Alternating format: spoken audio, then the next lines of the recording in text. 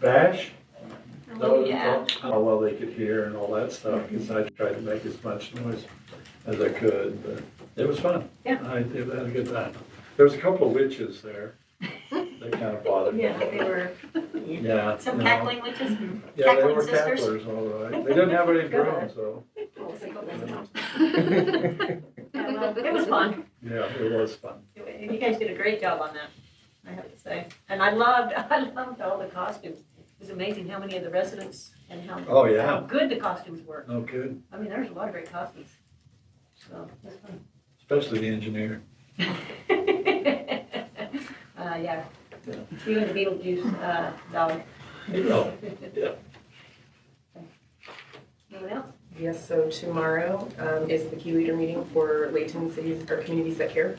Right. Should have received an invitation. If you can't come in person, just log on to the Zoom. But if you are coming in person, please RSVP. That will be tomorrow here at 11. And then we all got the email about Youth Court completing their 24th year with 100% of their students actually completing the program. So that is pretty amazing for Carlene and her crew. And then we did have, the mayor and I got to hang out at the opening of Antelope Interchange this week, which was fun. But we did hear from some residents, again, about Valley View Drive. So I'd just like to throw that out there, that we might need to be looking at that in the near future. That's it. Legislative affairs for the chamber met today. I think the big topic that I took away was Wayne Niederhauser was there. The czar, is that his official title for homelessness, state czar for homelessness. Just talking about some of the efforts, and one of the biggest key was trying to prevent homelessness. You guys attended the student center opening in Northridge. I believe I wasn't able to be there, but I assume you guys have heard some of the statistics of homeless students just in Davis County. We're not immune to it in our community, and just the thing that I took away from Wayne Niederhauser when it comes to prevention is building a community that people are willing to talk to their neighbors and talk to people around them, so that they, we can go back and forth trying to see if there's problems before it gets that far. With my work with Parks and Recreation, I'm really impressed with what we do, and just providing opportunities to build community, and really thinking about that when we design, when we're looking at neighborhoods.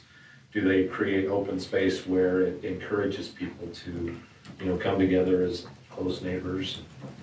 It's just a lot of things to think about, and just having the threat of homelessness in the back of our mind when we make decisions on this thing.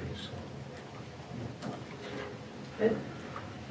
Utopia actually has formalized its intention to actually make a financial change to how it operates some of its bonds.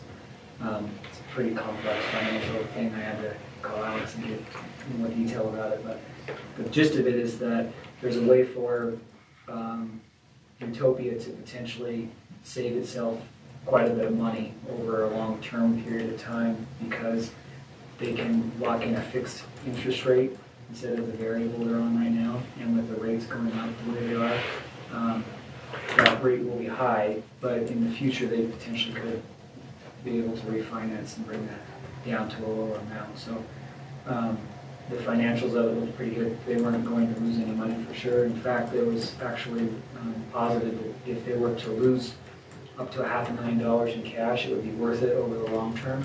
But they actually think they're going to be able to cash out about that $500,000 on the plus side or more from this financial kind of transaction. So the board formalized approval, and then it's up to the financial people to figure out when to best pull the trigger, because they have to do it in basically kind of to thread a needle to be able to make it work financially. But all in all, the financial officer said that when she had got into Utopia's money, and she'd been doing this for decades, or a decade. She said, if you would have asked me one thing that we needed to do with Utopia's finances, is we needed to try to find a way to get out of these swaps, this financial product that they were in. And so the fact is that because of interest rates going up, they've actually been able to do that, and it won't cost taxpayers money. So it was just a pretty complex transaction, but all in all, it just means that Utopia is going to be on even better financial footing moving forward, which is good for us in this one of the founding cities, I guess. How are we doing on the, excuse my ignorance, but on the give back program? Where they pay us because we're a founding All city. city. Well, it pays our payment. Well, I mean, do we get money back? Yeah. Yeah. Yeah, the excess revenues, they're determined by the board or have been shared back to the cities to help address the debt that Zach was talking about. But also new people, we get a portion of that. Yeah, again, it depends every year, based on the decision the board makes, but I think next year we're in addition to the payment for the debt, I think the number was around 600,000, or more, 600,000 will come. But the idea is that that will continue to grow through the year, so. And Utopia is actually, because there's UIA and then there's Utopia, and Utopia has Right. actually been building out its own revenue model in Idaho Falls, and Yeah, some other areas. which allows us to be able to get that money back. So Right. it's just an additional revenue source. So things are looking good on that, Yeah. that end. And just Layton specific, we still are at the top of the take rates for the service. Oh, really? So, yeah, I mean, compared to someone like West Valley, which is a bigger city than us by a little bit, but we're almost double what they're getting in terms of take rate. So that helps us be able to make sure we're not churning out subscribers. So that was that one, and then because we're talking about the secondary water metering today, it's just an important thing. I was just thinking, having the legislative leadership so close to us, that we all know them, we all have communications with them. The fact that we could basically put secondary metering water on all of our systems for $320,000 is pretty amazing. And the fact that the legislature was kind enough to Loan us a buck or two. That's a thank you to Gary for all your work you did down there. Yeah. Steve, and the staff trying to make sure that they get the funds. It's because, when you have a mandate, it's one thing, and we can't print our own money here. So if you have a mandate, you can't print your own money, then you gotta find it from somewhere else. So I'm just grateful that we have the ability for Gary to be able to utilize his prowess on Capitol Hill and help us leaves down here in Layton City. I So wish I could take credit for about Well, what you just said. I think in lawyers' terms, prowess means Christmas party. But yeah, so I mean, it's just to see different ways of mandates, and those are usually bad, but just do it the right way. And I think all of us have had communications with those people who represent us, not just here in our city, but represent the state. So just got to keep those communications open and keep it flowing. That's a good report. Our folks know all of you, fascinating. They do. They know all of you on a one-on-one basis, and that's very, very helpful.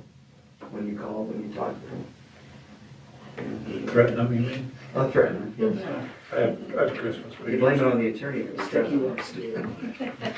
Yeah, I take yours too. Thank you for your efforts. Appreciate it. Clint, did you want to report on anything or wait till next time? Just one thing, the active transportation plan. Uh-huh. That team is putting together the next open house, it's next Wednesday on November 9th, 6 to 8:30 there in the city offices. Good. Yep. So good. Okay. I think that's about it then for the council report, so we'll go ahead and move on to the presentation, which is going to be by the Utah Department of Transportation. Ladies, I'm not sure I know your names, but please introduce yourself so we know. I'm Kathy with Four Ox Engineers and Ann Williams Hi. with Four Ox Engineers. We're here representing UDOT. Glenn Ames is on his way, but he's not here yet. So that's kind of. We've been working with them on this project briefly. They're getting started to do some safety improvements on SR 193, and they wanted to come talk with the council about the process and answer any questions you might have. All right. So just want to give you kind of an introduction to the project. We do have a public meeting coming up, so just want to make sure you guys were aware. So the project area we're looking at is from Hillfield Road to 650 East, installing a raised median. 650 East is where the green recycle plant is. So the project is to install the raised median to limit the left turn lanes. We will have right in, right out along those driveways and a couple of the streets there. And the main reason for this is just to improve safety. So as you guys are aware, there have been, and this data is from October 2017 to October 2022.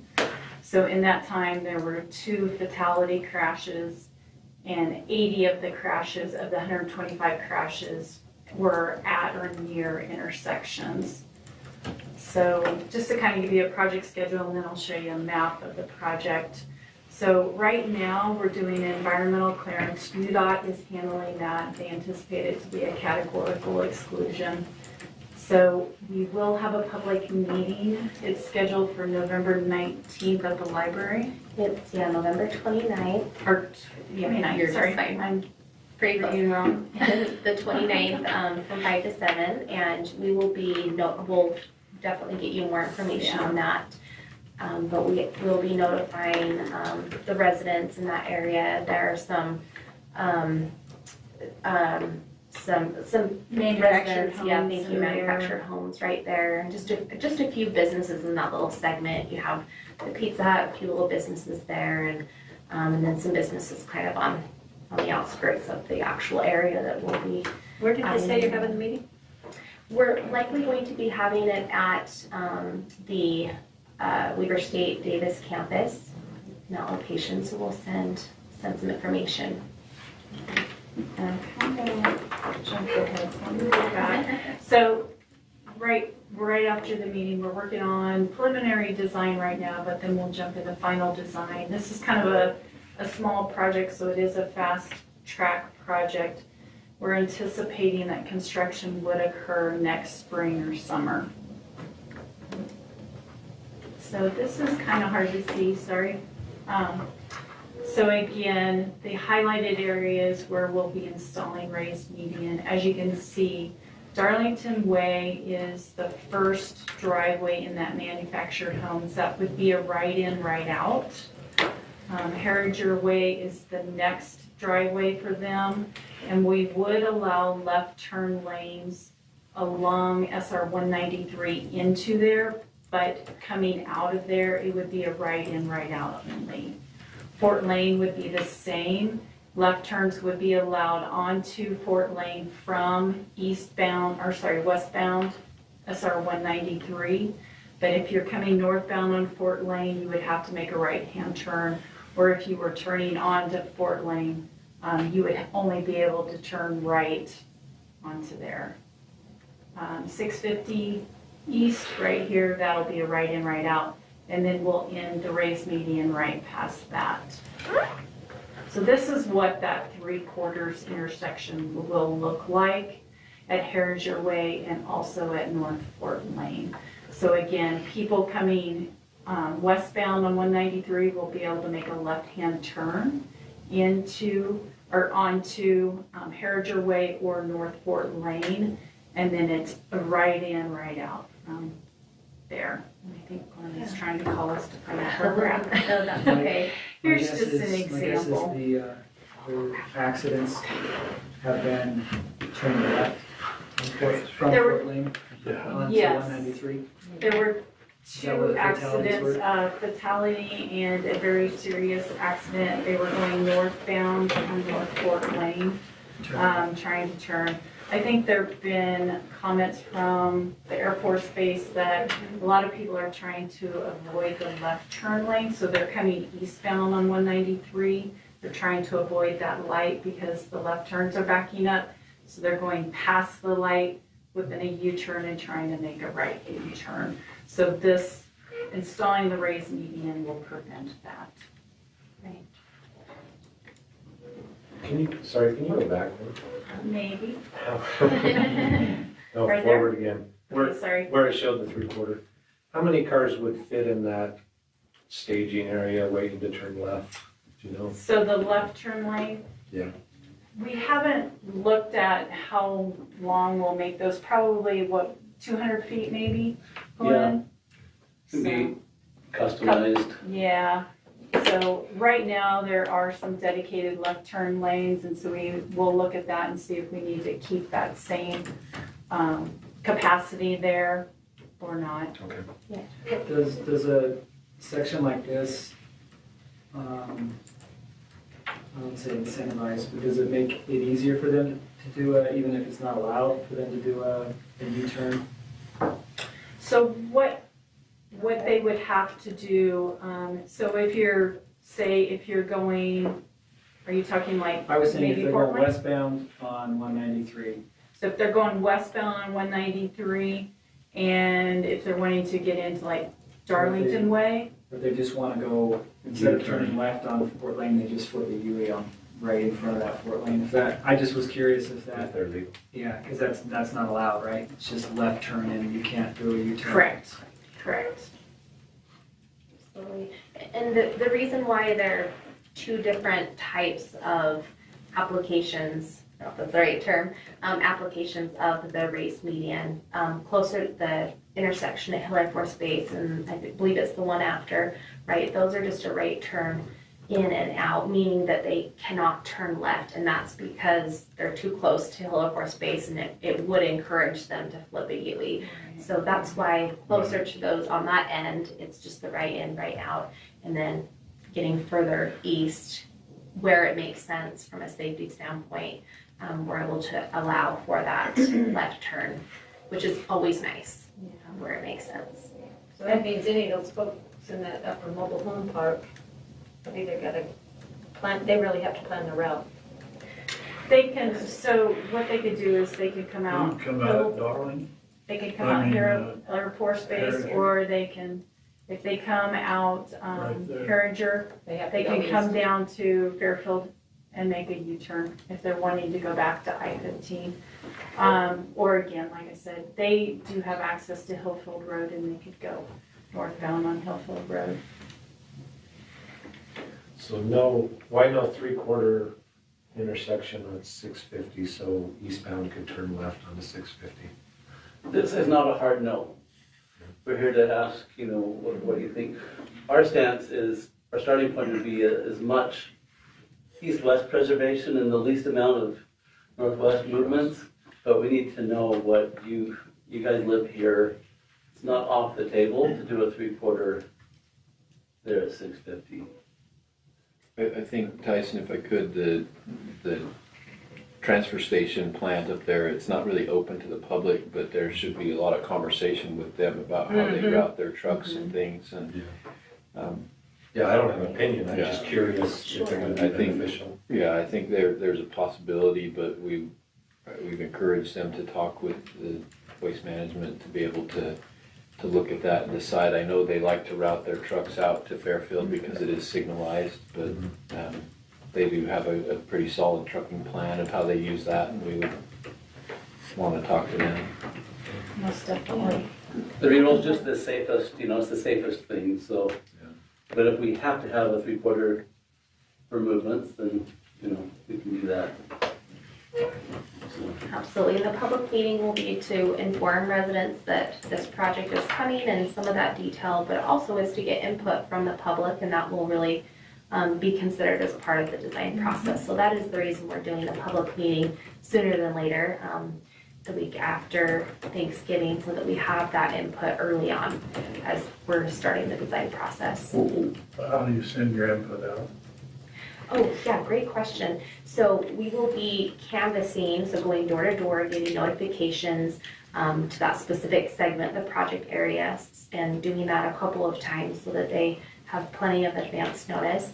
We'll also be working through your team, through Steve and the team, where it makes sense to do any, email notifications to the broader area. And then we'll also be meeting with a handful of, the resident, that community kind of association, and they can help us just distribute that information through their communication methods. And then also with, a couple of those key, the waste management system, and then a couple of the key businesses and meeting with them one-on-one. Usually, the residents will pick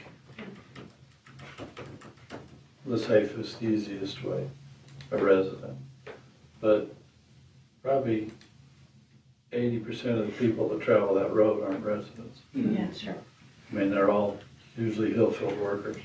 Which is why Come they and gotta go. put it in, because of. And what they're the doing. ones that, Right. I'm not gonna say they create most of the problems, but they create most of the problems.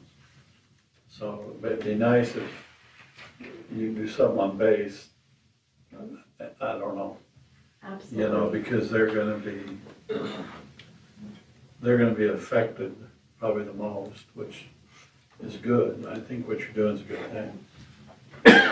And I think the residents should have more say than the others. But it is gonna be tough because the majority of people aren't gonna be touched with anything. I got your list. Did you guys mention that it was Hill Air Force Base who recommended this to begin with? No. I do not. Little comment, but yeah, please. Hill Air Force Base is actually the one that came up with this Good. idea. So they're playing ball with you guys and wanting the best what's, for the city. Well, and that's good for their people too, because they can't do as many stupid things that they're doing now. Well, and there's been talk in the past where pretty much there's gonna be a medium going all the way up to 193 eventually, right? Yeah. I don't know about that. I've heard of another one further east, but I don't know if it's can it be continuous or if it's another piece, but I have heard of another one further up. Yeah. Well, you got Possibly. the same problem, Yeah, all the way to 193, almost. Yeah. all right. Yeah. And this is. Yeah, I meant 89, sorry, yeah, no wonder you looked at me funny, like, what? We That way all day. I was looking at Dave. Just rubbed off on me. That's right. Okay, and this is Lynn Ames, he's the project manager for UDOT for this project. Good to be here. Thank you. Good. Thanks. Thanks for letting us Thank you come and for talk the with time. you. Appreciate it. That's good, good to know. If we get any questions or, the residents ask us. Yeah.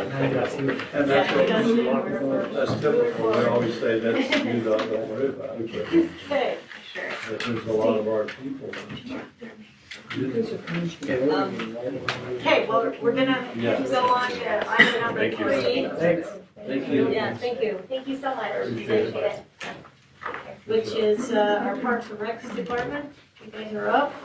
We're gonna go over some code of conduct and behavior policy for us.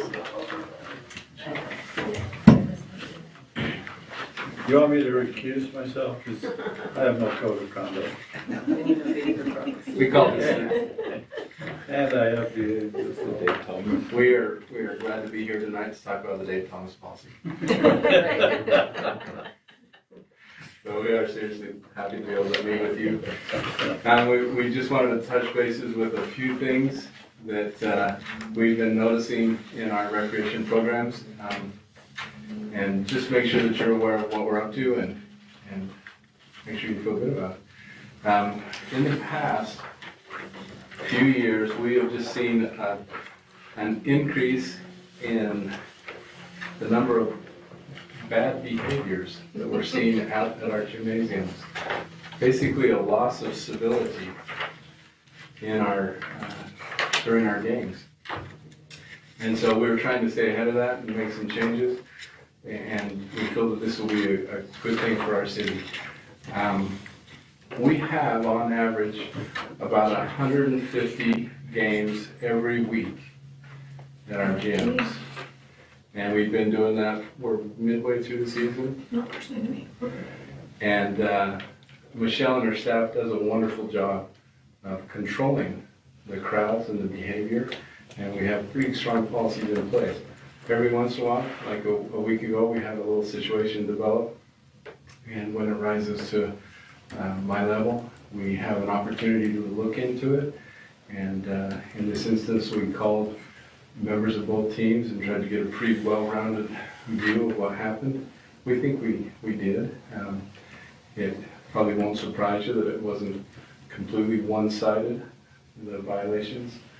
And so as we got through it, we took what we believed was appropriate action on both sides of the table.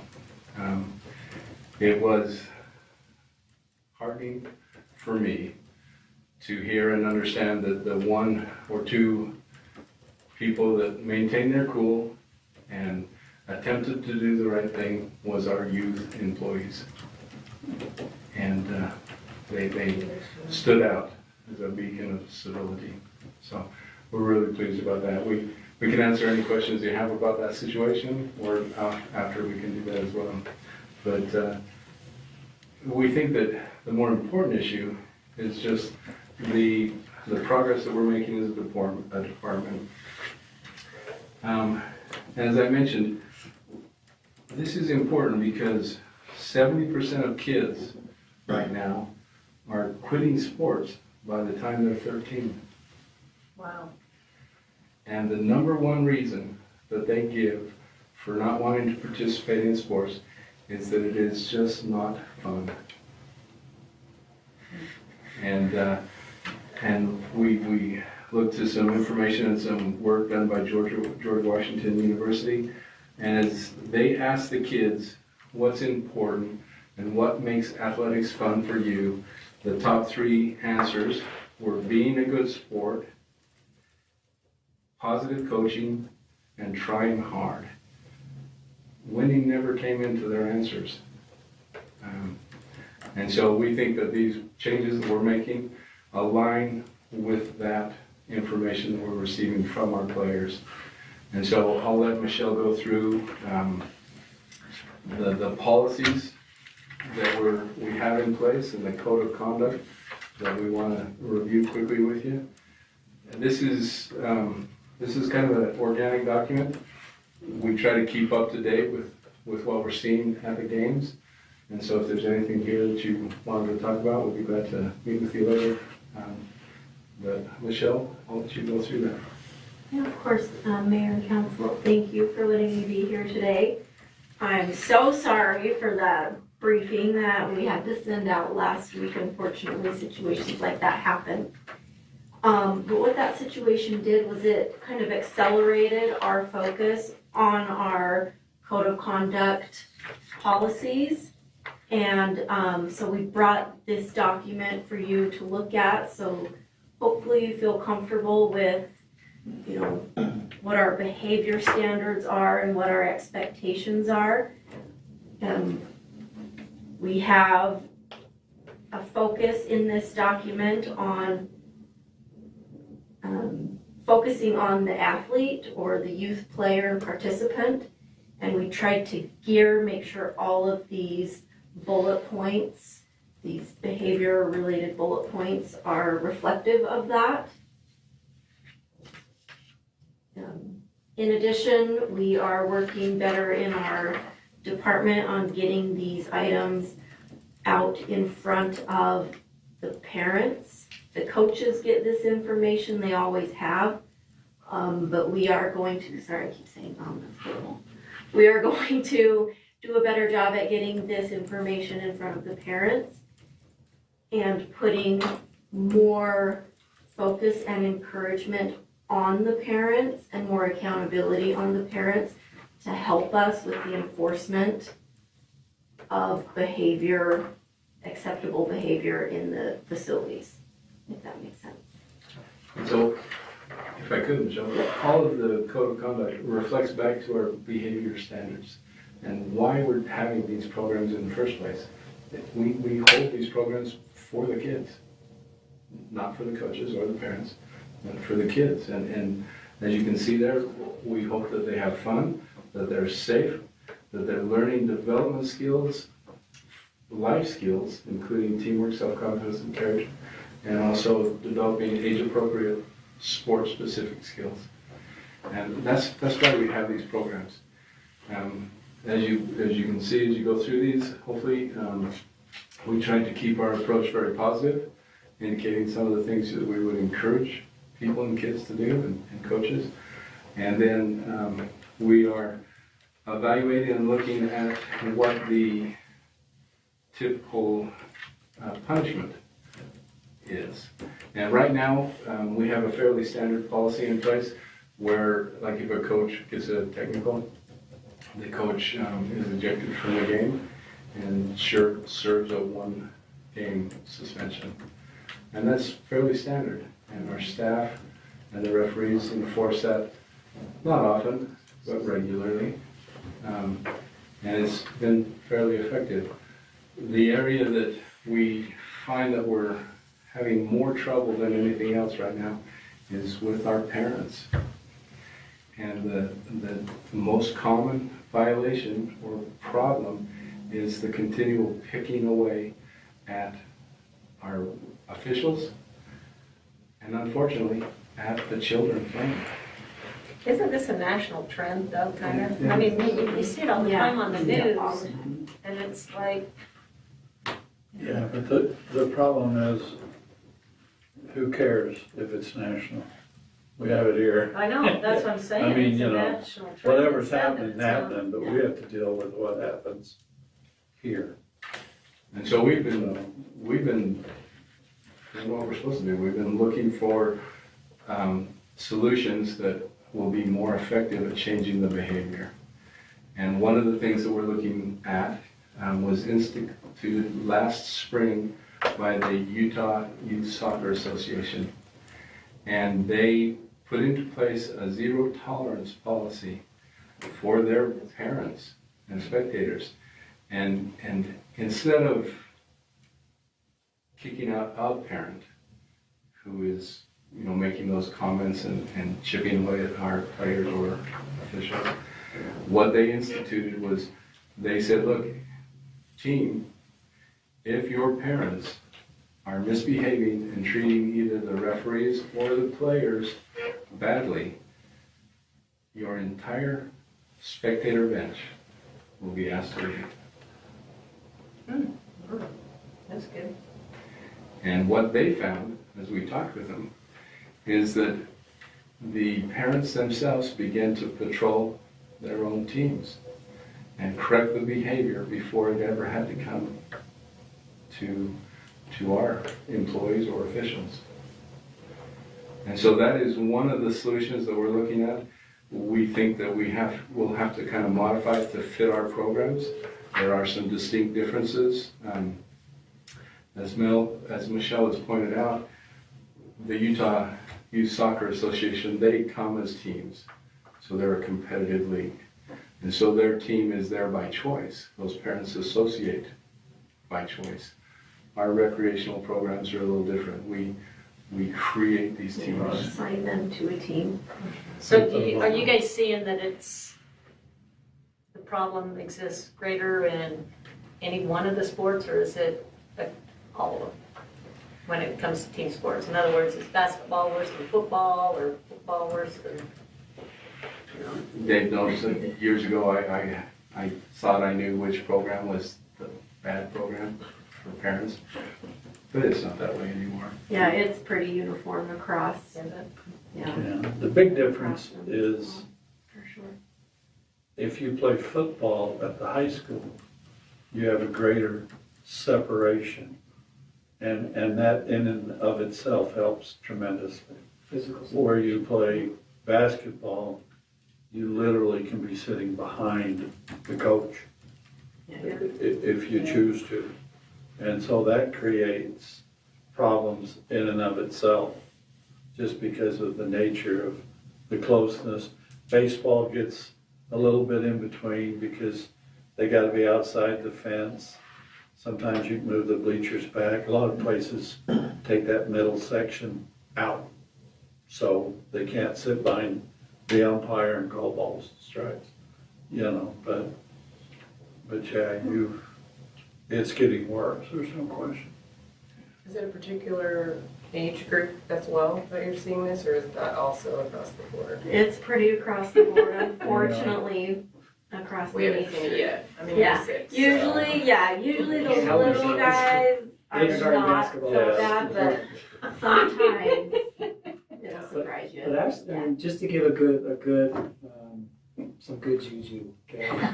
Because my son's in kindergarten basketball, he can't even shoot the ball up to the 8-foot hoop yet, okay? So I tell him to dribble and pass it to the 2 kids on the team that can shoot it that high.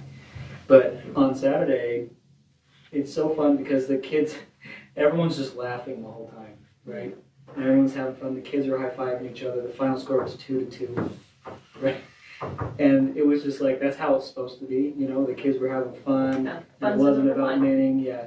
And it's just sad because I've been in lots of different games when I was a kid. When you get older, it gets a lot different.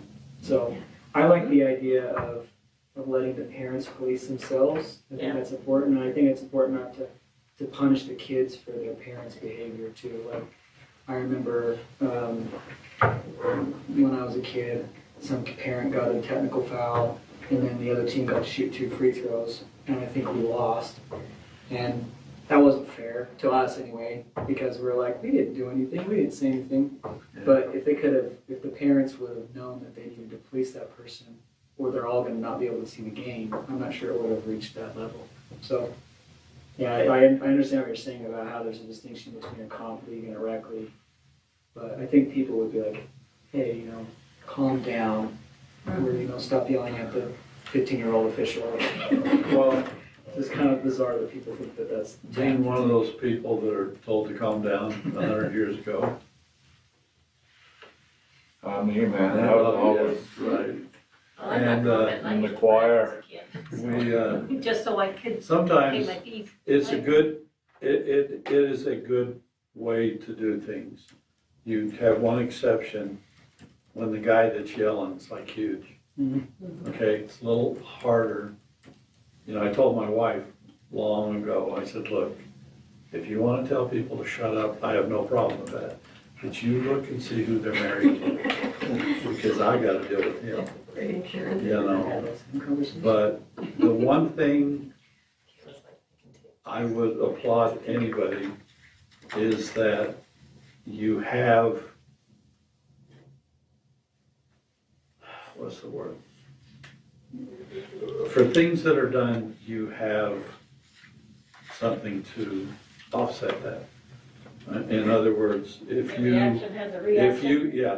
you have to have a reaction in your rules. If they do this, this happens to them. And I would make sure that everything's covered. So you don't have to become emotional, because it's easy to become emotional. But it's set in the rules, and, you know, usually the worst people that I saw were, and I know they're gonna disagree, and that's fine. I'm not always right, but this time I am, are the exes. They're the people that don't see their kids very often, but yet they come to the game, and they're belligerent, you know, because I can. And so a lot of them, there's certain people that don't get information. You know what I mean? Yeah. I mean, they Yeah. come there, they don't know that the whole, you know, they find out. Yeah. But, yeah, you know, and so Okay. being able to tell the mother or father that has the kids that brings them, if you do have other people that are coming, grandpas, whatever, you know, they're under the same guidelines. And so I think you're on the right track. You give everybody a code of conduct. You say, that sign that you showed me years ago about the umpire's not professional, Oh, the yeah. kid doesn't, he's not gonna play pro sports. things, however that went, I mean, We have some of those in the as gyms too. simple, Well, 2 as years simple ago, as that we sign allocated is, funding to it's help true. this. So, you know, and Do you find so. it, do you find much with the kids? No, Not often. and the best, When we have a high school league, sorry Dave, when we have a high school league, some of this stuff comes into play with those high school boys, but other than that, no, not usually. Well, it shows where there's more points. You know, the athletes is the smallest. And it should be, because Yeah. they just wanna play. Yeah. I want to go back to the 70% drop in participation. I mean, what's happening here in our city? How much, are you guys seeing a decline then in the programming and kids signing up because they just are not having fun? no, our programs are still growing, but our Okay. city is growing as well. There's only a couple sports where we're seeing numbers go down. I think football, tackle football has gone down, but we've also seen a huge increase in flag football. Yeah. So we're seeing a movement of children from one sport to another. But we are constantly vigilant with these things. And it's not simply just the behavior at the course. There's a lot of, this is a complicated issue. There's a lot of screen time that's taking kids away from sports. So, you know, this is our corner of the world that we can try to improve and protect. So we're very grateful to be here. I just have one other question. Currently, and I'm basing this off the briefing, but currently you eject whoever the offender is. Is that what the current process is, or that's just what you had to do this last time? No, the current process is if a coach or a parent is issued a technical foul or ejected from the facility, then they have to serve a 1-game suspension. Okay. That's the, And you have the same thing, do you have anything on here for the referees as well? Is that a part of the coaches, or is that gonna be an additional piece? I know they have probably a separate thing because I don't know if they're hired or if they're volunteering or not, but, They're disciplinary. okay. Yeah. And that, go ahead. That's governed by our department as well as we fall under or we use the Utah High School Association's guidelines. And so they have pretty distinct penalties for misbehavior. So the follow-up I have is that I would like to see something like a hybrid of the suggestions that you provided. So, you know, your first offense, you're kicked out, you have a game suspension, and then you do it again, then all the other spectators. Just because for somebody to do something the first time, and maybe it is like somebody, Dave mentioned, they don't know, and they screwed up and now everybody is messed up because of something they did and they didn't know about. So maybe a hybrid type of situation where it's like first time offense, you're out of here, you don't come back next week, do it again, and you're risking, you know, everybody else being kicked out of the game for your actions. So just something like that. That way it's also a teaching opportunity for people who maybe don't have access to this or just didn't know they had access to it. Thank you. Would that be kind of hard to keep track of though?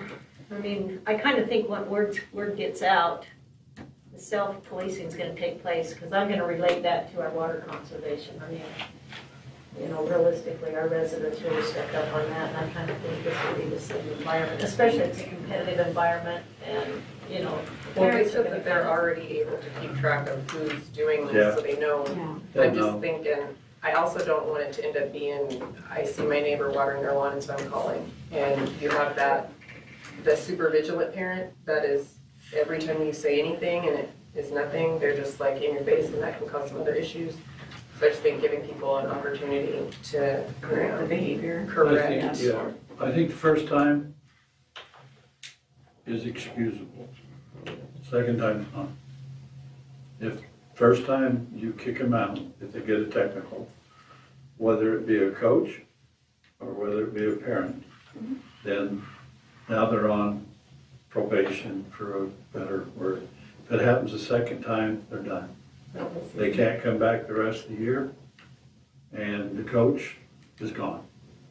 I mean, you have to have something that says no, and you can't allow, you know, if they got an, you know, if they got an edge and they can worm their way in there, they're gonna do that. So take it away.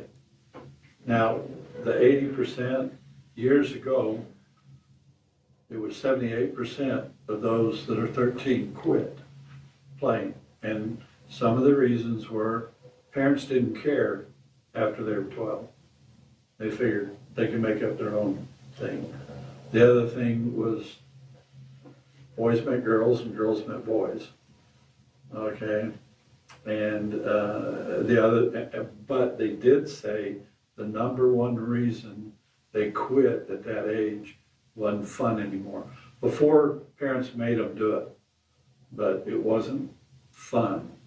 And so, to me, the only way kids can have fun is to shut up the crowd. Okay? And they police themselves pretty good, you know, and the umpires, they do, you know, they do the best they can. It may be terrible, but they do the best they can. But it's the people that are always, you know, I want no part of it. And, you know, there was a time, junior high basketball, I sat with the loudmouths and said things you know, especially me, but I did. And I learned the hard way that no, what am I accomplishing, you know? But I would just say, for everything that happens, there's a reaction to it. That way, nobody gets away with something. And that's, I think you're doing the right things, and you know you're doing the right things. I think you're telling us that you know how to affect the game to make it go on and get rid of the problem. And I think your Well, I think ideas one of the biggest are things we're great. trying to do, sorry, Mayor, is just to turn and make these parents and let these people understand that your role here is to support your athlete, and that's it. Yeah. That's, everything else is keeping your mouth quiet. Enforcement of it with the staffing, we'll continue to work on that, but. Okay, so do you guys feel like you have a good direction from us? I mean, Yes. you can see that there's Yep. support here on what you're working Exactly. on, and, you know, just continue to make it a fun place for. One more. I'm sorry, coming in and out. I love the idea of self-policing and, you know, changing the mindset of the supporters.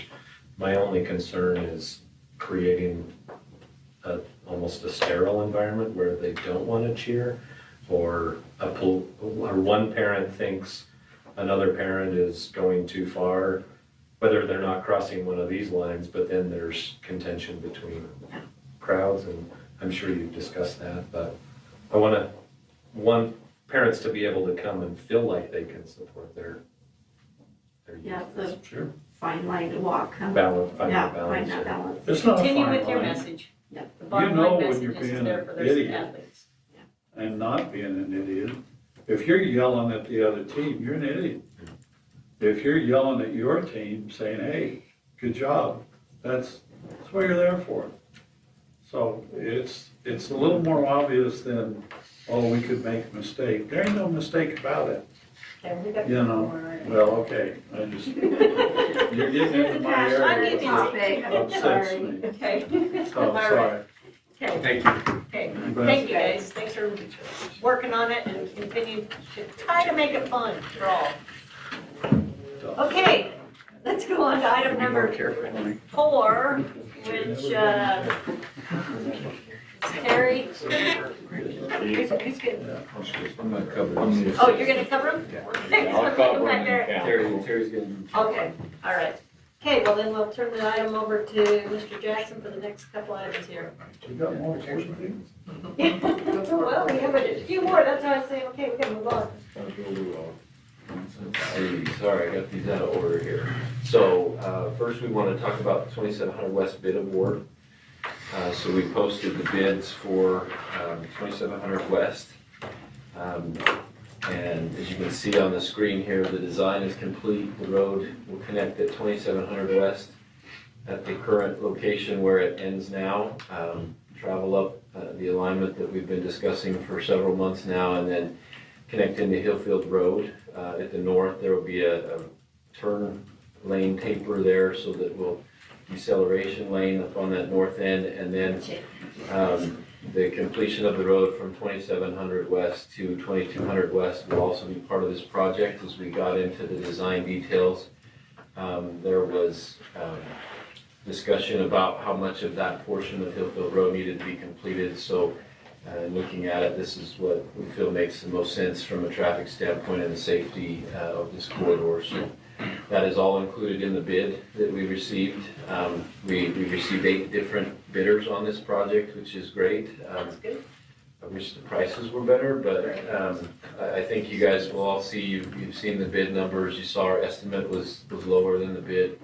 A couple of reasons for that. One was we took out a lot of contingencies in our numbers so that we weren't inflating the price just because sometimes when you put a number in there, contractors think that that's how much money you have and they're gonna try and match it. So that was the first thing. The second thing is the pipe prices have all kind of gone all over the place on us. I don't know how to keep guessing what inflation is and what supply chains are doing, and so that's really the big difference in our estimate to where the bids came in. Anything to do with oil really has kind of gone crazy on us, and then the supplies of the pipe shortages that we're having. We've already had the contractor, the low bid, ask if they could start ordering pipe because the lead times are so long. We've told them that right now they haven't been awarded the project, but as soon as we can, we'll let them know. So that's really the main difference in the costs that we saw there. But the other thing that we can point out is that the low bid was only $2,500 and $2,506.70 from the second bid. So very, very, very competitive bid that we received. Yeah, the low 3 bids were within $150,000 of each other. The highest bid we received was $13,800,000. So quite a spread, but we feel like it's a really important project. The funding, we've been working with Alex and Tracy to ensure that this project can happen.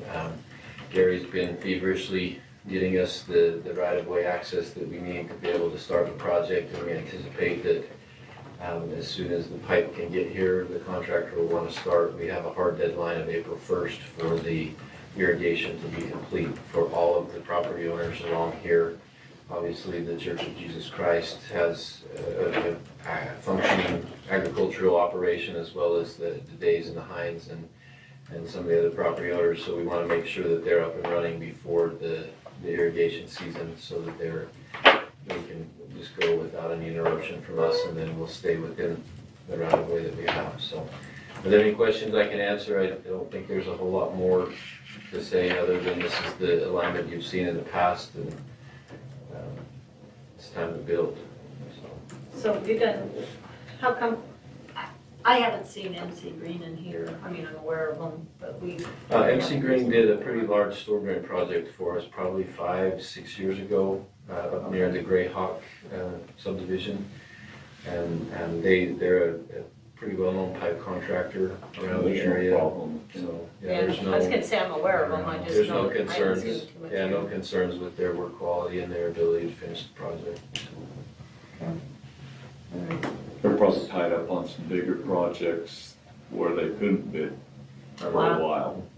Okay, that makes sense. Since you mentioned that irrigation, is there any main drain lines that come through the connection to Gentile? Yeah, there's the line that comes out of the detention pond up here, comes straight down. That's a storm drain, or? That's a storm drain, and it also collects there's a tailwater ditch as well that ties into that storm drain line. And so we'll collect that water, and then we've also accounted for all the water on these other ditches to tie back into that storm drain that then ties down into what we affectionately call the jungle ditch, the sugar factory drain. I don't know what they call it. There's lots of names, but it's now piped from. It's the jungle pipe. Yeah, the jungle ditch. Anyway, so it ties together with the storm drain down here south of Gentile, and then it all feeds out into the Nature Conservancy grounds. If you come up from the bottom on the left, there's like a house. Is that a roof to a house? This little thing, Yeah. I'm not sure that that's I think that might be an error in the image just because of the way that Oh, it's I just digitized. wanted to But put that. there is a home here. One of the property Right. owners, we're working with her. Gary's got a meeting with her tomorrow. Oh, okay. Talking to her. So how are we as far as, can you say that? Acquisitions? Are we in the meeting, we can say that? Ask the questions? Yeah, about acquisition? Sure. Okay. I'm meeting with Mrs. Adams tomorrow at 3, and I think we've got a plan for her. We're looking at a total acquisition of that property. It's it'll be a very, very intense intersection once it's in, and so it's at her election that she would like to sell, and we've got a great program for relocation. It's federally mandated, and so we're working with her, but she's been really good to work with. And the church, I apologize for texting during the meeting, but the title company works at late hours. And the title company is putting together the final documents for the church. We got a final draft of the church agreement today. And the nice thing about it is that the church will close on both this piece and the southern piece. There were a lot of little easements and that type of thing that need to take place down there. They'll all be closed at the same time within the next couple of weeks. And so that will be a big one. And then the Hines and the Days, their attorney has agreed to give us a right of occupancy to get into the property.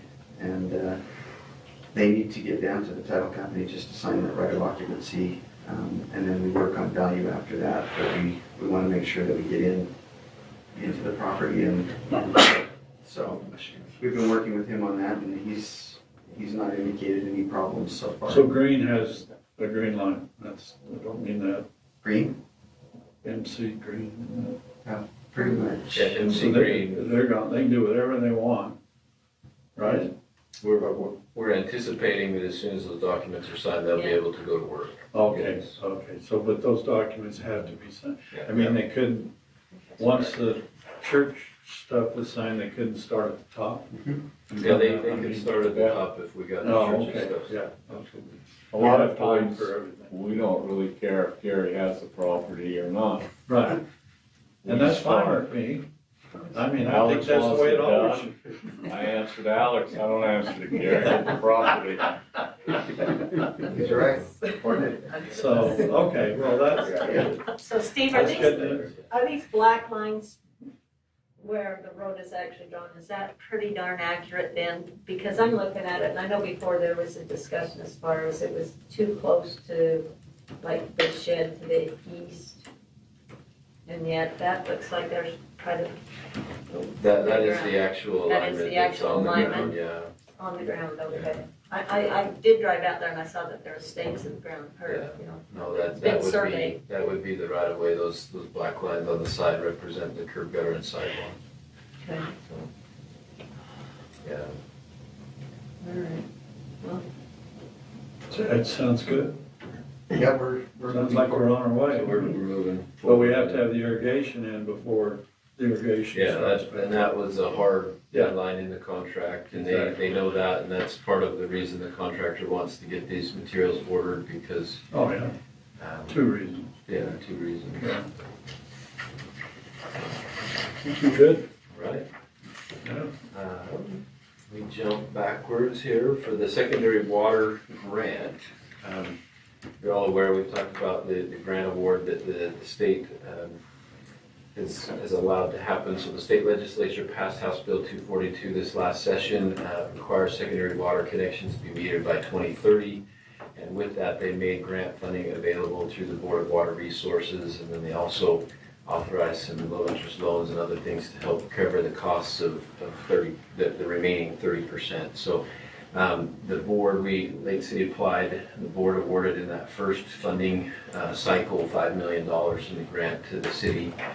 That's the item that you're going to be taking action on tonight, is the acceptance of that agreement to accept this $5 million grant, and then the requirements that come along with that, which is that we spend the money by the end of the ARPA deadlines in 2026, and then you're participating with that 30% portion of it. The board at the same time authorized the city to receive a low-interest loan in the amount of $1.821 million to cover 25.5% of the 30% that was remaining. And so our portion would be this $319,000.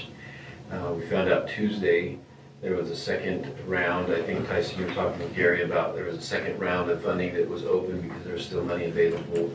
They were prioritizing people who still haven't received money, and that really hasn't seen a ton of extra interest. And so we were told this week that they're going to open a third round of applications for people who have maxed out the amount of the loan, or the grant, excuse me, that we could receive.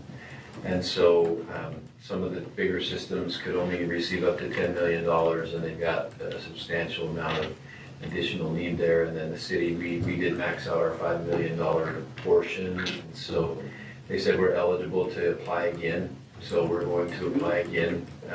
We're planning to send this project out to bid late this month to be able to get prices back for mid-December, so we'll actually have some good hard numbers on the install costs of these meters to be able to reapply and see if we can't maybe drop that $1.8 million loan portion down substantially, because it would be the same 70%. So we're stuck with the 180.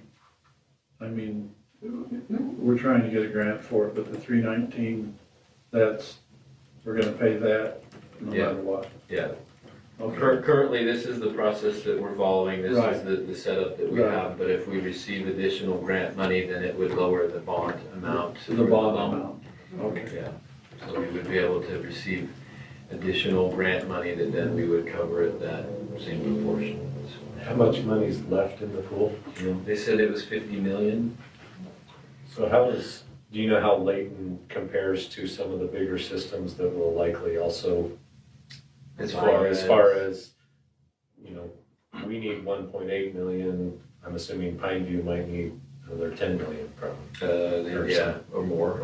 Yeah, so I think we're, for lack of a better term, we're kind of small potatoes compared to the Weber Basins and the Pineview and those, just because of the size of their systems. They have systems that have 20,000 plus connections, and ours only has 2,300. But as far as being able to get the job done and get these things installed, I think we compare apples to apples with them, and we have a great staff that's going to make it happen. So I'm hopeful that we'll be able to receive more. They did tell us if additional applicants who have not received funding apply in this third round, they're going to prioritize those over everyone else, just because they're trying to get as many people money they can. But no, we're in a good place. Yeah, I think we're in a good place, and hopefully we'll be able to get that loan down. But the portion for tonight is just the $5 million grant. It's the approval for that. We're taking the bond item, the loan item, to the council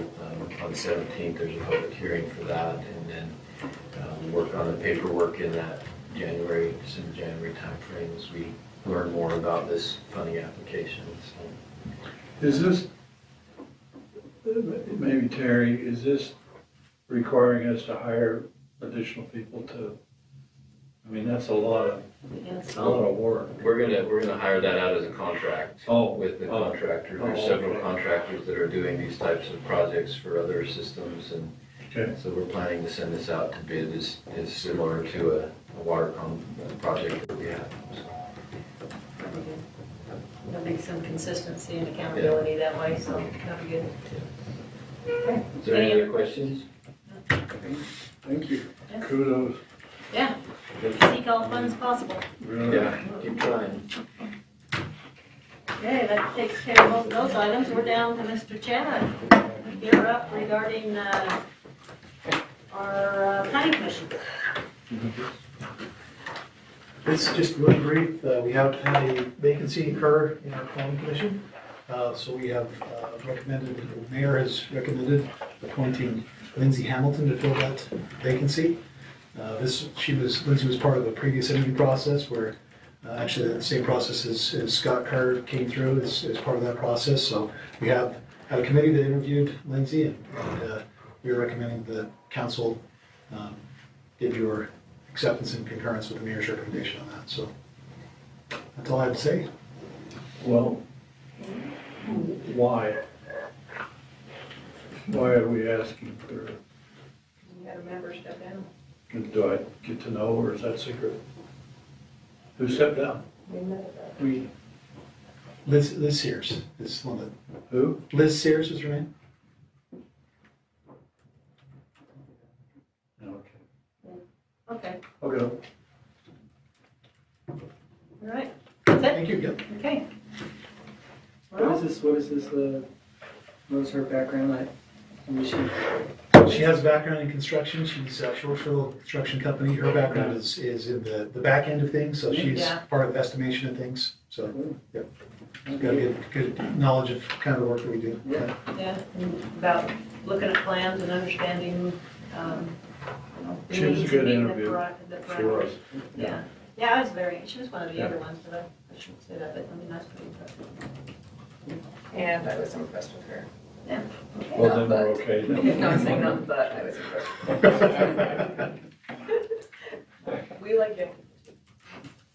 All right, well, we all, it's a full community, here. You gotta have full That's right. representation, right? All young Okay, people, right? that's, that's all the items on our, Right, yeah. agenda items. However, on my report, I kind of wanted to bring up, I mean, I know you guys have been involved and we've all, Gary, you'll weigh in on this. Next week, I'm gonna attend a meeting with a lot of other mayors of first and second class and with the league, and they'd like to know what would be our 3 highest priorities that they need to focus on of Layton, what Layton's focus. So, we'd like to use a couple of minutes if you'd like to express your opinion here, because I think it's one of those things that's all of us, not just my purview. So, and if you don't, at least maybe think about it and text me or send me the list email wise, but I need it for sure no later than Monday morning. So that's from a legislative perspective. Yeah, Yes. so it's with the league, Cameron's gonna hold, well, we're gonna hold this meeting down in Salt Lake with the first and second class, and then he really would like to kind of understand what the topic is for each city, and then thinking that, okay, there's gonna, it's gonna bubble up, that there's gonna be, like, housing's gonna be an issue that probably everybody's gonna talk about, right? But he wants to make sure it's well represented. That it isn't just focusing on just one topic that really has an impact maybe in Salt Lake, but not necessarily impact us up here. In other words, he wants to make sure, our priorities are on the deck as well. So I'm making that announcement for all, anyway, quite honestly, I mean, we all represent the city here, and so I want to make sure I speak fluently for us and what our priorities are. The other thing to report on, waste management, we had a board meeting last night. It's a very lengthy meeting, it's probably one of the longest ones I've been in.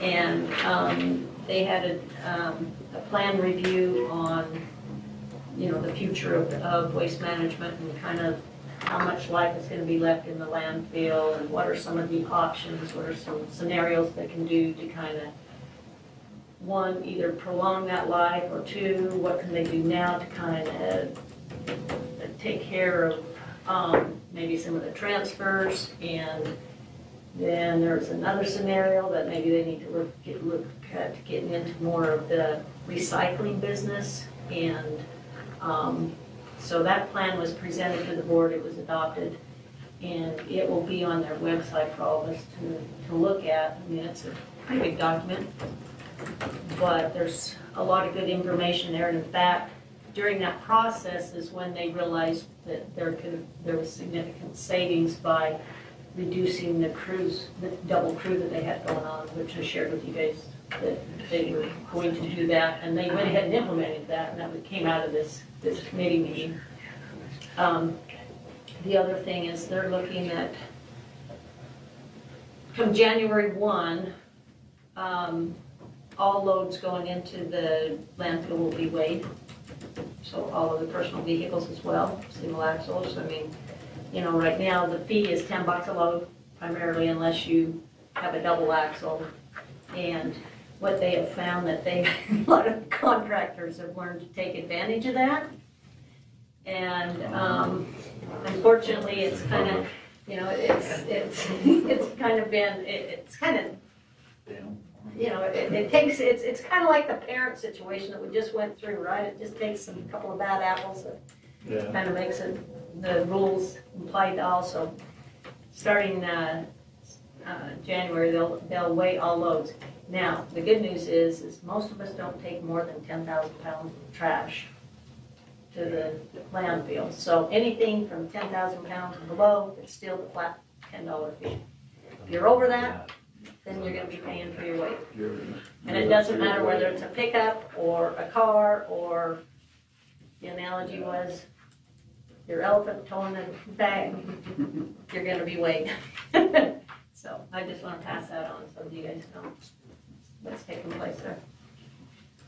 Okay, that's pretty much all I have, other than we still have about 15 minutes. And I'm going to give Kim the nod. Because this month we have a couple of birthdays. I'm looking at one across the table from me, Mr. Zach. Can you drive now?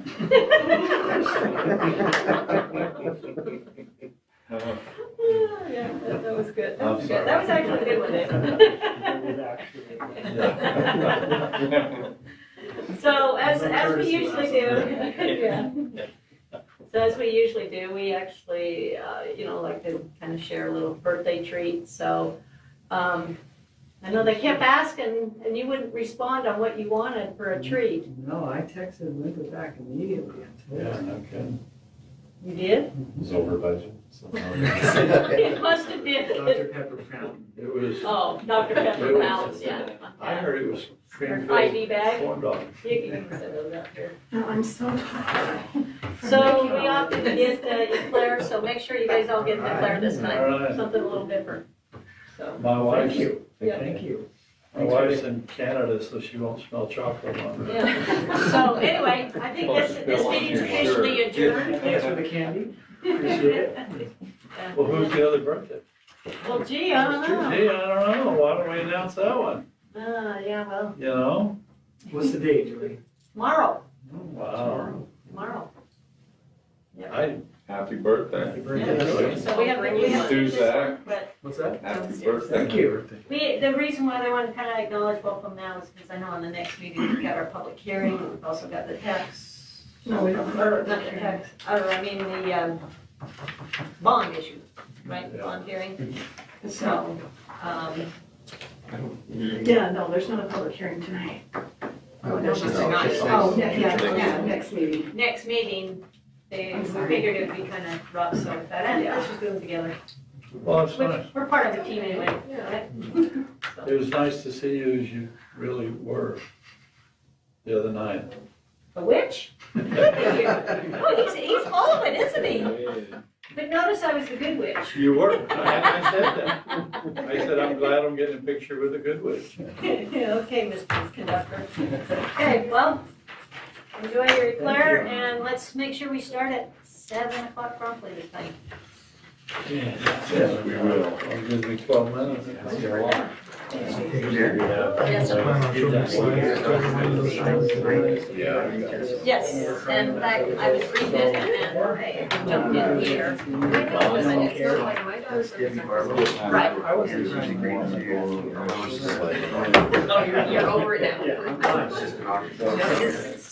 You're over it.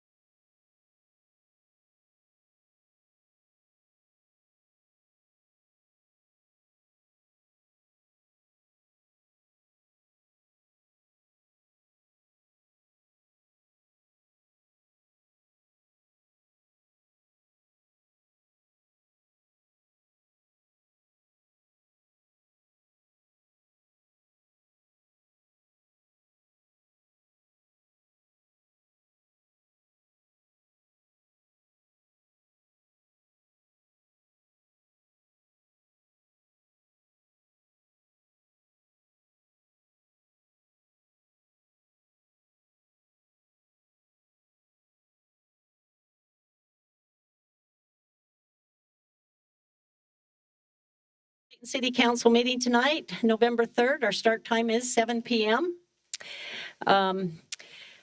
As customary, we always start our meetings with a opening pledge and then a prayer. So tonight, if you would, it's, and each month we actually switch it up. So this month, November, is my month. So I'm actually going to start tonight's meeting with the pledge. So if you'd please arise and follow me.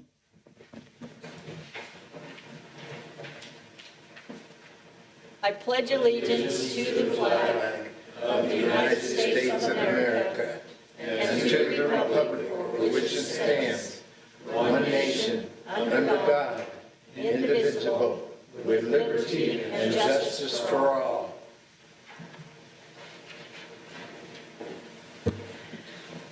Okay, thank you. Tonight I've asked one of our local hometown heroes and citizen who attends all of our meetings. I thought it'd just be appropriate if Mr. Tommy Tudor would like to offer benediction tonight. Yes, Mayor. Thank you.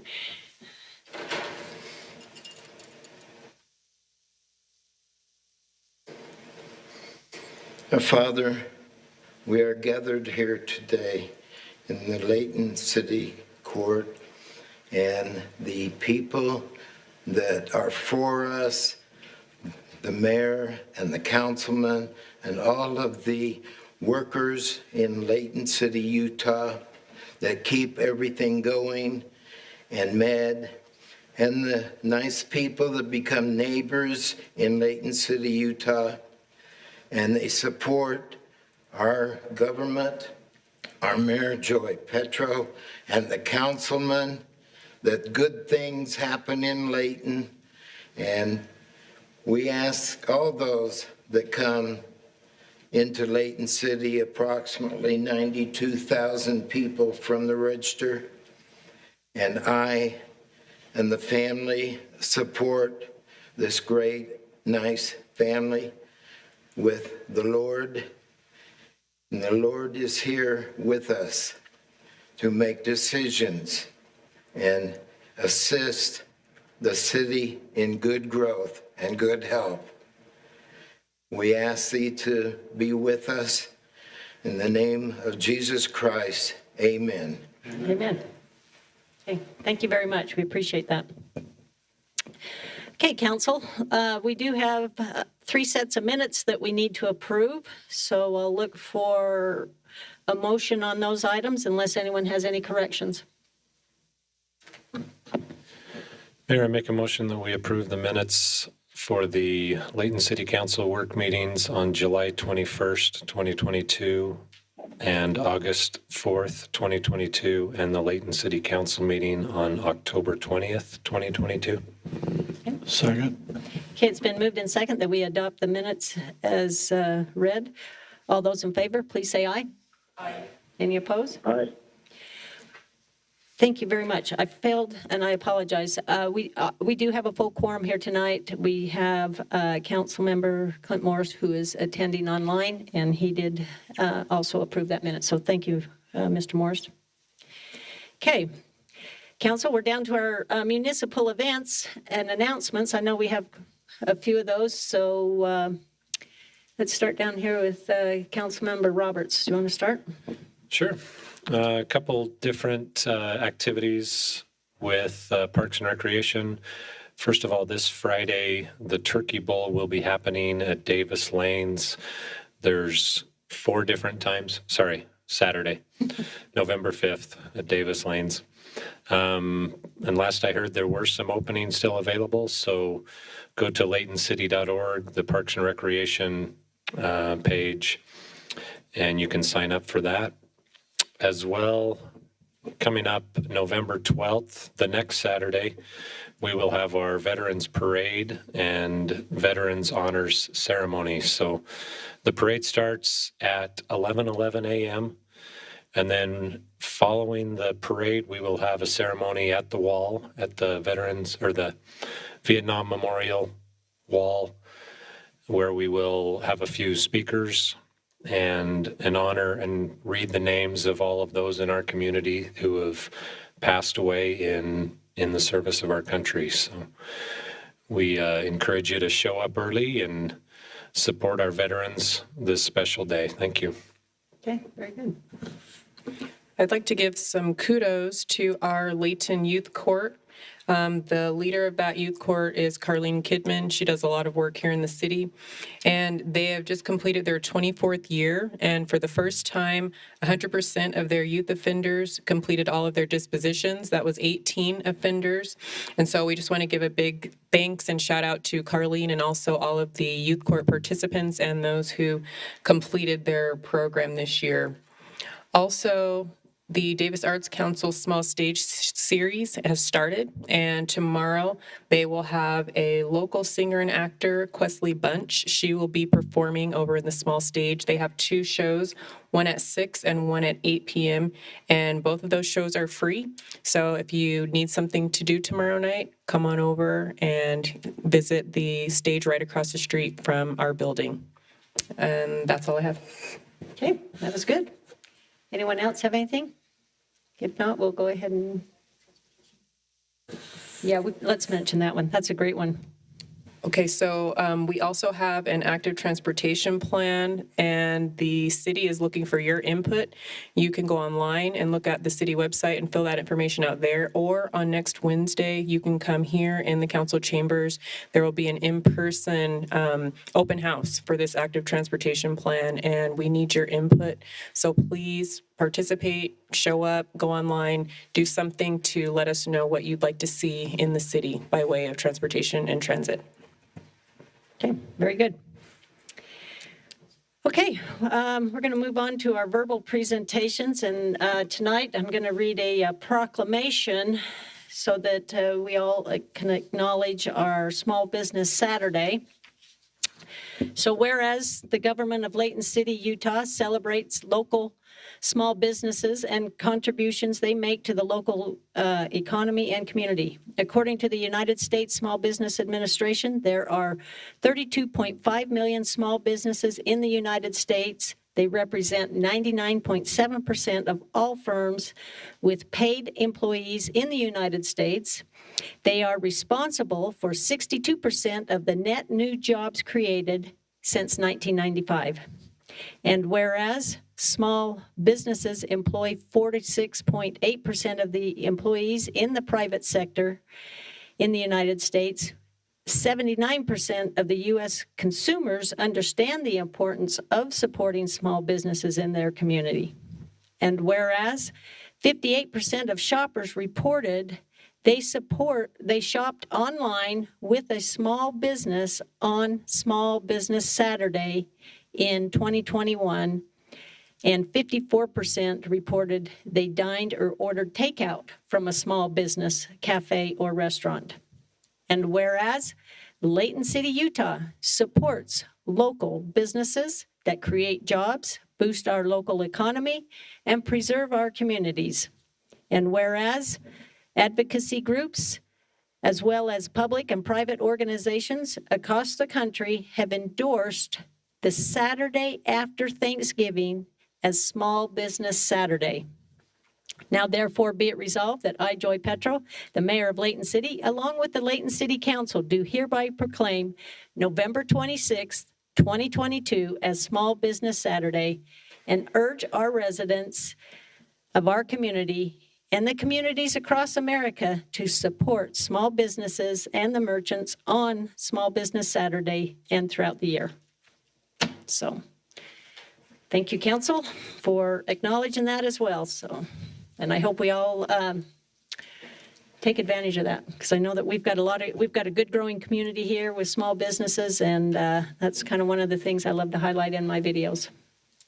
Okay, we're now down to our citizens comment portion of our meeting. So if anyone would like to address the council at this time, you're more than welcome to. You can stand up to either microphone here on the podiums and make sure you state your name and address for the record.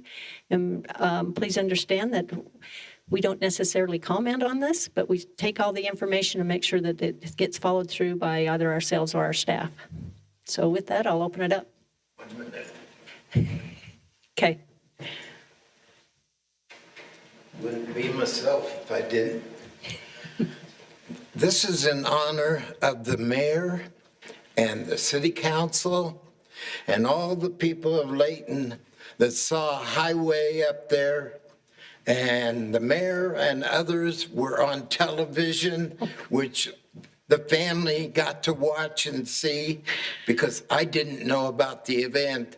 But when I had my TV on, I saw everybody, and that is a great thing. I mean, Layton City goes back to the 1950s, you know. Some of you knew me when I was just a young police officer here. But that was great because I got over 300 calls to Myrna and me and Mindy and the rest about, wow, they're getting done with the highway. And everybody in here had something to do with it. And I knew all about it when I was your police officer. So thank you very much, all of you. That's the end. Okay. Anyone else?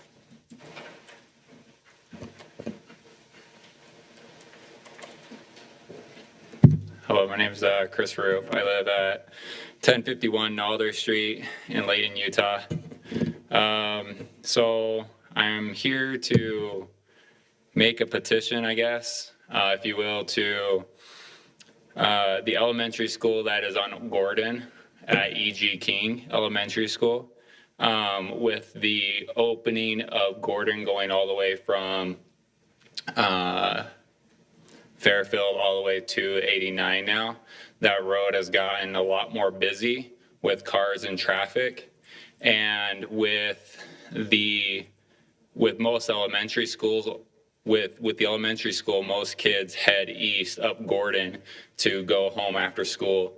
And on the north side of Gordon, is the only side that has a sidewalk that goes all the way across. So if the students were to cross at the crosswalk across from Fresh Market and then head up east up Gordon, they'll be walking either in the street or in people's lawns to get home.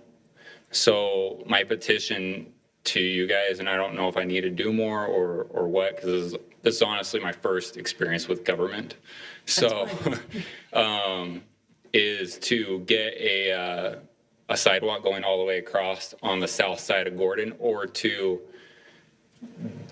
create another crosswalk crosswalk like you do at Layton Parkway, where the kids can light it up and cross safely to get home after school. That's my main order. So, Thank you. No, I'm gonna order. Yeah. Okay, thank you. Yep. That's good to bring that to our attention. Maybe perhaps, if you wouldn't mind, when you get a minute, could you pass your phone number on to their camera recorder so that we can have our staff follow through with that? Okay, thanks. Anyone else?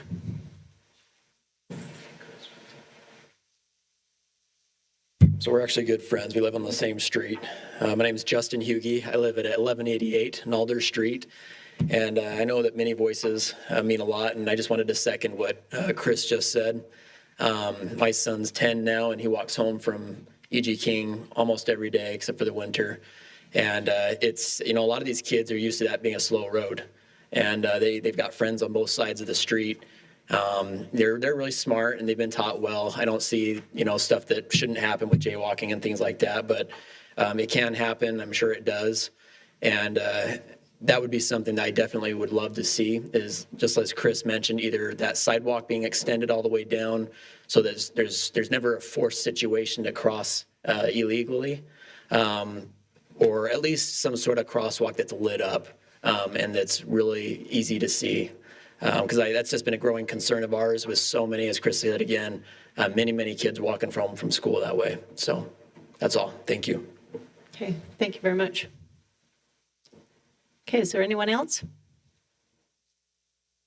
Okay, seeing that there's none, we'll go ahead and move on to our consent items. Our consent items, we have 4 of them here tonight, and these items are considered by the council to be routine, so we can act upon them in one single motion. In the meantime, we'll go ahead and hear from Mr. Chad Wilkinson, who would be first up on the consent items to present regarding an appointment of a planning commission. Thank you, Mayor, Council. This is, as the mayor said, a appointment to the Planning Commission. There's been a vacancy come up in the Planning Commission. Earlier this year, we had a number of applicants that submitted applications for the Planning Commission. Among those was Lindsay Hamilton. She was interviewed by a committee made up of members of the Planning Commission, City Council, the mayor, and staff. She was a candidate that we thought was a great candidate, and we have invited her to fill that position. She has said that she's still interested in that. We have talked with her recently, and the mayor is recommending that the council adopt resolution 22-69, confirming the appointment of Lindsay Hamilton as an alternate member of the Planning Commission. And I'd be happy to answer any questions if I can. Okay, any questions? Okay, thank you. Okay. We have 3 more additional items. All 3 items are going to be presented by Mr. Terry Colburn. The first one's going to be an interlocal agreement between Layton City and Davis County regarding the Fairfield Road sidewalk project. Thank you, Mayor. Bring before the council Resolution 2264, an interlocal cooperation agreement between Layton City and Davis County regarding the Fairfield Road Sidewalk Project, approximately 1254 East Fairfield Road. The county has surveyed and prepared a design for a new culvert to replace their existing culvert at Fairfield Road near Rosewood Lane in the city. It's called the Holmes Creek Culvert. The city has surveyed and prepared a design for the sidewalk improvements and related work associated with those improvements at 1254 East Fairfield Road in the city. The city and county desire to work together to install the improvements for the Holmes Creek Culvert and the Fairfield Road sidewalk under the same contract. The county has advertised, received bids, and selected a contractor for the project. The city agrees to reimburse the county for the total construction costs associated with the Fairfield Road sidewalk portion of the project, estimated to be $146,008.33 within 30 days after the county provides the city with the invoice for the actual improvement costs. Staff would recommend the council adopt Resolution 2264. Okay, council, do you have any questions on this item? Yeah, Terry. You know, you have the sidewalk going south. Correct. And at where it stops, there's 2 walkways. Would you have 4? I mean, would you add another walkway on Rosewood? No.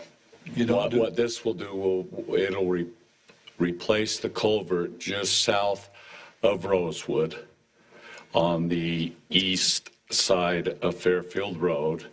That's the county's portion of the thing, and then we're going to pay for them to extend that sidewalk.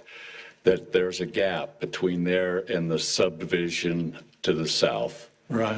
And we'll extend that sidewalk and tie it all in so it's all tied together so people, you know, can walk and don't have to walk out in the street. Okay, thanks. Okay, thank you. That's a good explanation, and quite honestly, that's what you did on King Street, and I know it's appreciative there. Okay, go ahead and Thank you, Mayor. Let's move on to item C then. Next item is Resolution 2256, grant award acceptance on behalf of Layton City from the Utah Board of Water Resources, managed by the State of Utah Division of Water Resources for the secondary water meter installation project. The legislature of the state of Utah passed House Bill 242 during the 2022 legislative session, which addresses the metering of pressurized secondary water and requires that all secondary water systems be metered by 2030. The Utah Board of Water Resources has established a program allowing for grant funds and low-interest loans to be made available to secondary water providers in order to mitigate some of the costs associated with House Bill 242. The city has recently acquired the Case Creek Irrigation Pressurized Secondary Water System and must purchase and install 2,380 secondary water meters in order for the city to be in compliance with that House bill. The estimated cost of the project is approximately $7,140,000. The board has awarded the city $5 million in grant funds to be used for the project.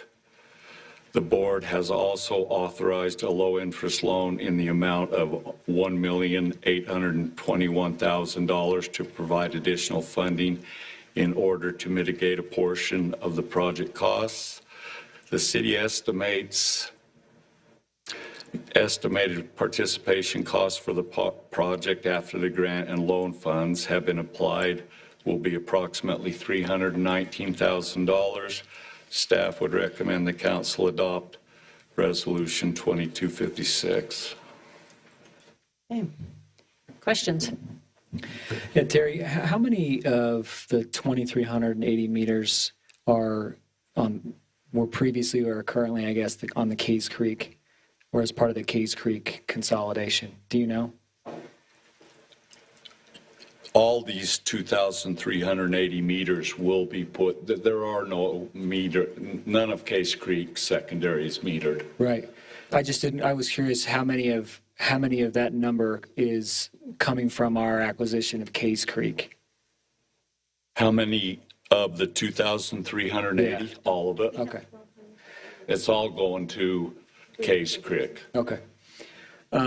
Yeah, and like I said in the work meeting, I just want to make sure I say it out here too, that when the legislature provides a mandate for cities, it makes us have to utilize our money in a way that maybe other governments don't have to think about.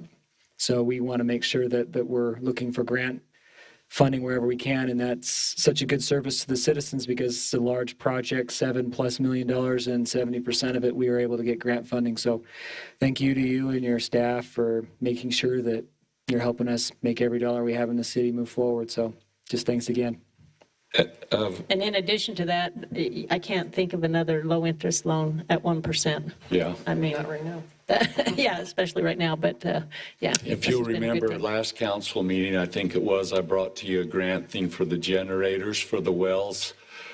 And this grant money, I'd be remiss if it's tied with our engineering people, Steve and his people that go after these grants. And Steve made me aware just within the last week that there's going to be some more money made available and they're ready to go get as much as we can. Mm-hmm. So. Yeah, thank you very much. Terry, you just had one item, one correction, I think, on the resolution number. You said 2256. I believe it's 2265. I just wanted to make that clarification. I'm dyslexic. Perhaps, but it's okay. Well. It's okay, when we adopt it, we can correct Graduated it. 42 years ago from Weber State. And you so look that great. I'll tell you something. Yeah, they didn't have a math program. I know some stuff about you, Dave. Okay. You're all right. Okay, let's go ahead Okay. and move on to the last item, Bettina, which is a bid award. Is 2270 the correct resolution number on this last one? Yes, it is. Thank you, dear.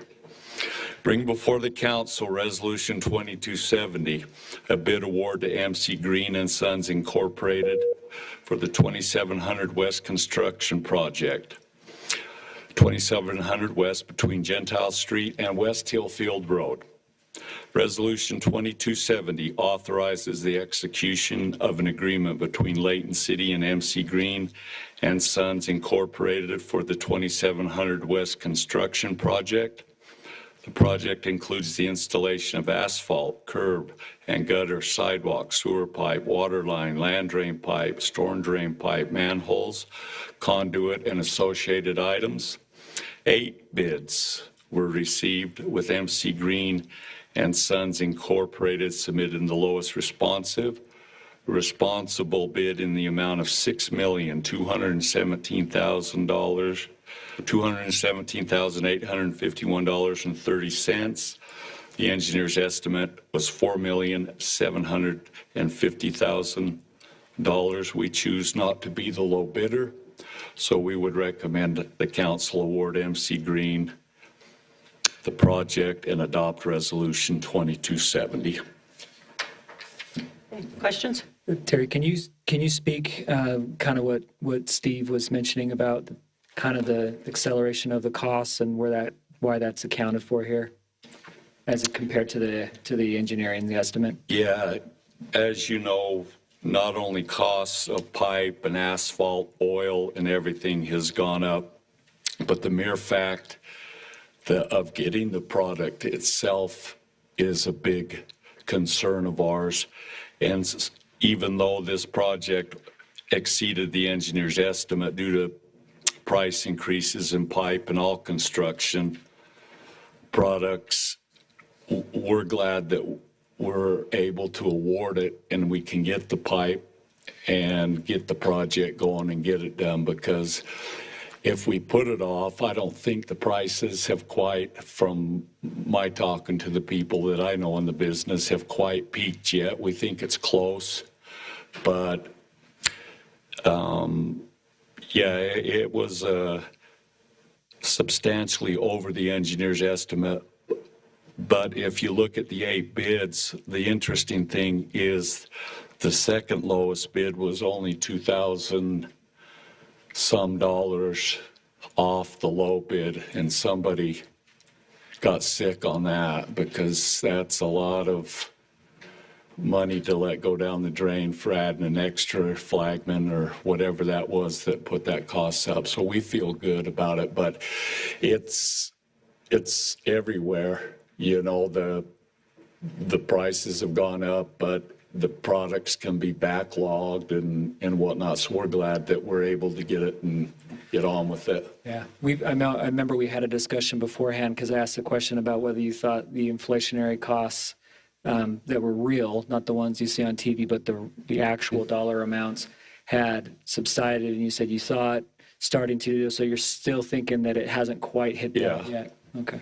But we're glad that we can get it at this price, because I think if we waited, plus we've got a window where we need to get the secondary, and if you've been down there, that bridge is already being built for the Layton exit for the West Davis corridor, so it's coming.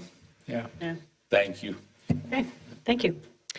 Okay, council, that concludes our consent items as presented. So I'll turn back over to you for a motion, and if you could, please state the resolution number. Can I ask a question? Sure. Just a general question. Maybe this is to Gary. It seems like whenever we are spending money, the mayor calls for a roll call vote.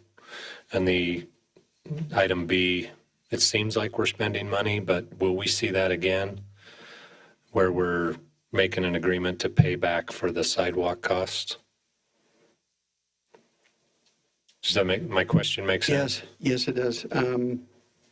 Yeah, generally, you need a roll call vote. The exception to that would be where you do a consent item where the item is contained in a budgeted amount. Okay. If it's already in the budget, and I understand that it is a budgeted amount, Steve's shaking his head, then the reason we bring a lot of these to you is just so you can see what's going on and approve them. But they've already been funded in your budget, and so that's the difference. If you were changing a budgeted amount and maybe changing the budget adding some to one category and taking them out of another, there definitely have to be a roll call vote. But if it's just a consent items, that's exactly what they're for, is just for you to be able to see what's going on and give your approval to a particular project. So does that help at all? Great training. Thank you. Thanks. Okay. Okay, council, I need someone to make a motion here. I'll do it. I move that we adopt the consent items as listed. Item A, Resolution 22-69, appointment of Lindsay Hamilton to the Planning Commission. Resolution 22-64, the interlocal agreement between Layton City and Davis County. Item C, Resolution 22-65, the grant award acceptance for Layton City on behalf of the Utah Board of Water Resources. And item D, Resolution 22-70, the bid award for MC Green and Sons for the 2700 West project. Second? Second. Okay, it's been moved in second that we adopt the consent items as stated. All those in favor, please say aye. Aye. Any opposed? Aye. Sorry, I was a little quick there, Clint, or Councilman Morris, but thank you. Okay, there you have it. The consent items were passed unanimously. We do not have a public hearing tonight. And council, do any of you have any unfinished business? If not, I'll look for a motion to adjourn. So moved. Yay. All in favor? That's the second. Aye. Okay, thank you very much for attending tonight's meeting.